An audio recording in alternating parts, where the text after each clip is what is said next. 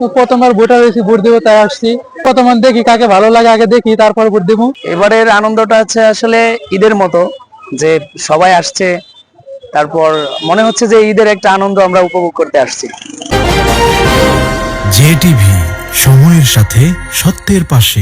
এইবারে যে জাতীয় ত্রয়োদশ জাতীয় সংসদ নির্বাচন, এই নির্বাচনটি কিন্তু অত্যন্ত উৎসবমুখর পরিবেশে অনুষ্ঠিত হবে।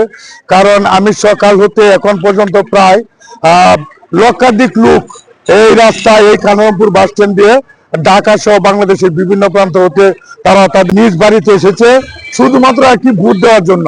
ভোট একটি পবিত্র আমানত এবং এই ভোটটি দেওয়ার জন্য এত টাকা খরচ করে যে ঢাকা সহ দেশের বিভিন্ন প্রান্ত হতে তারা এসেছে।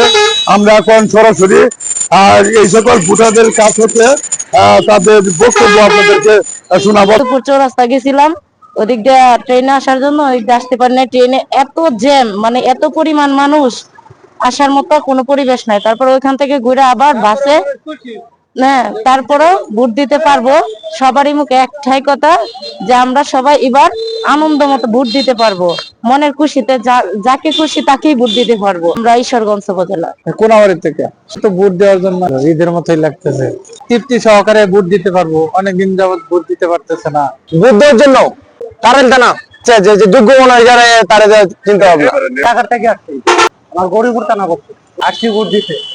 আসছি বাসে। ভাড়া কেমন?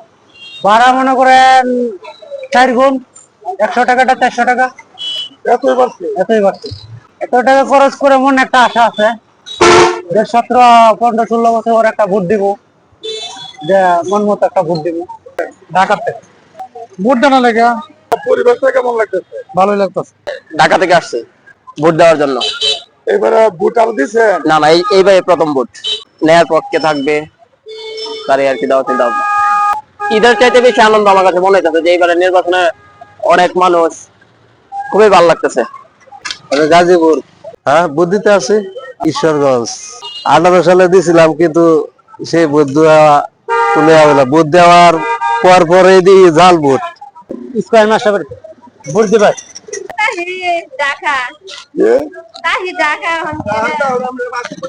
আজ সাবারতে আমি ভোট দেওয়ার জন্য নান্দাল নির্বাচনে ভোট দিতে পারতেছি এতদিন পরে। এই কয়েক বছর আয়া দিয়ে আমার ভোট নাই, ভোট দেওয়া লাগছে কেনা। এই জন্য এবার খুব আনন্দ লাগতেছে, ভোট দিতে পারবো। ভোটের পরিবেশটা, এটা আসলে নির্বাচনের দিন বোঝা যাবে যে আমাদের পরিবেশটা কিভাবে গুছিয়েছে তারা। আমরা ঢাকা আজিমপুর থেকে আসছি।